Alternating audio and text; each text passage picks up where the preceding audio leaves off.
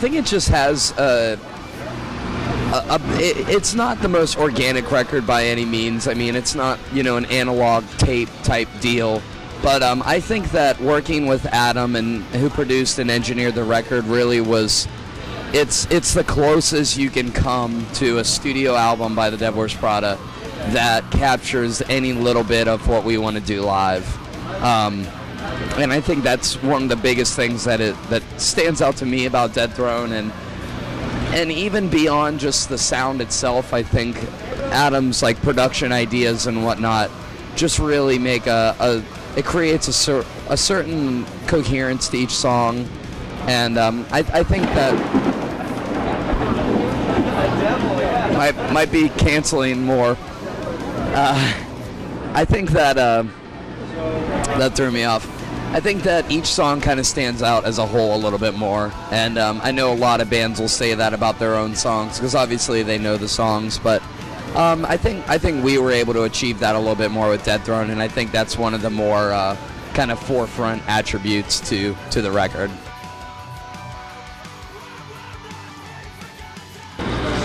I don't know when it happened, but sometime in our career we said we really wanted to tour with Slipknot. And we really always have. I mean, like, that was the heaviest, it still is, like, the heaviest band you can hear on, like, you know, mainstream radio and everything.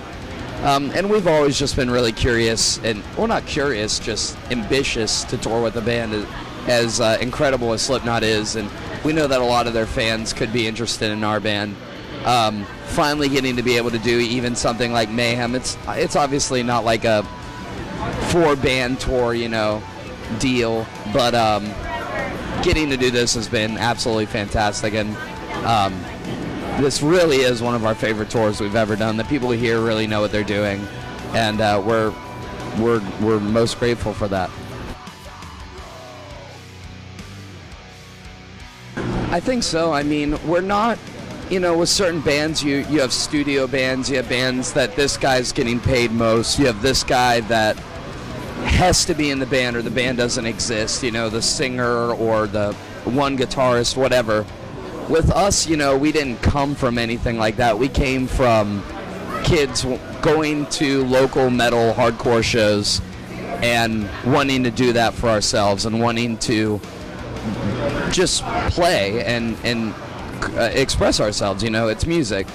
And with that in mind, camaraderie is extremely important to us. For the first time, for only member lineup change we've ever had is we split ways with our keyboardist James a couple months ago, and that was because of the camaraderie thing. I mean, we wish him the best. He's an awesome guy, means really well, but it's not easy. It's not it's just a natural chemistry to spend 10 months of the year with a certain group of people. And camaraderie speaks a lot to us, and even certain members of our crew, our sound guy, our drum tech, and all this, like, they're just as much a part of the band in certain ways, and that's how it is. That's how our band is. It's very much a relationship thing more than a monetary thing, or hey, you do this and that. It's not that sterile for us.